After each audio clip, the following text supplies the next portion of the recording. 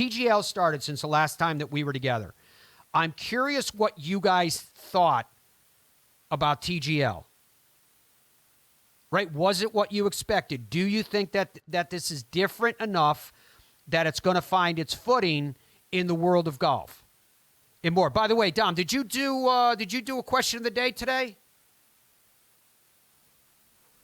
You're damn right I did. All right. Well, what is it? It's funny you should mention TGL. That's what the question's related to. I wrote, are you interested in watching the TGL? Yes, no, and then I had a third category for those who are uninformed. I know no clue what that is. So we'll see how many people... Who would be watching this show and have no clue what TGL is? I don't know. There's got to be somebody. Well, have you gotten any results on that? Has anybody clicked that one? Right now, everyone seems to know what it is, so that's a good start, right? But right now, it's 50-50, yes and no. So half the people are saying, I'm not even going to watch this. Well, don't even care. I think you need sub-questions there. Where... Well, there's only one question at a time, Matt. Yeah, but we can ask sub-questions right here. Here's the sub-question.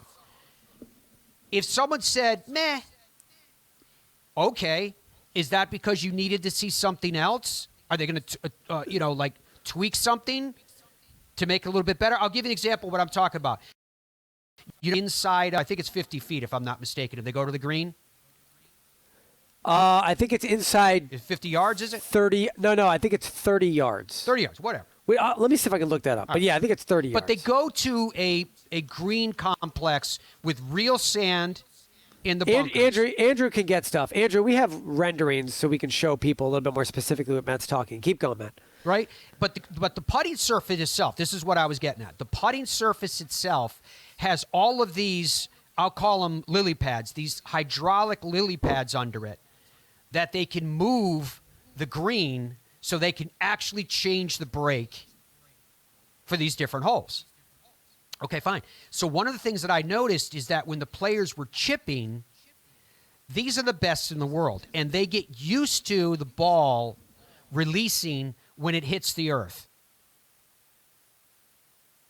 Right? And in various conditions, various types of grass, whatever it is, soft, hard, but they still get used to it. They feel it. It's instinctual.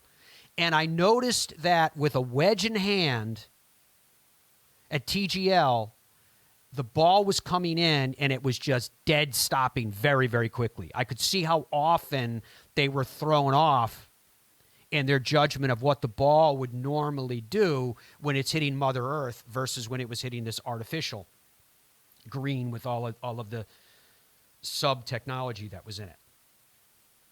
And that's one of the areas I bring that up because when someone was like, meh, I bet there's little tweaks that they can do that's going to help. Like I for one, I know I want to get in this in the next segment, and we will. But I, for one, enjoyed that, they're hitting into that massive screen, which, Andrew, you probably have that too in your bag of tricks over there. They're hitting into that massive screen, and I liked that the holes that they had up there were fantasy holes.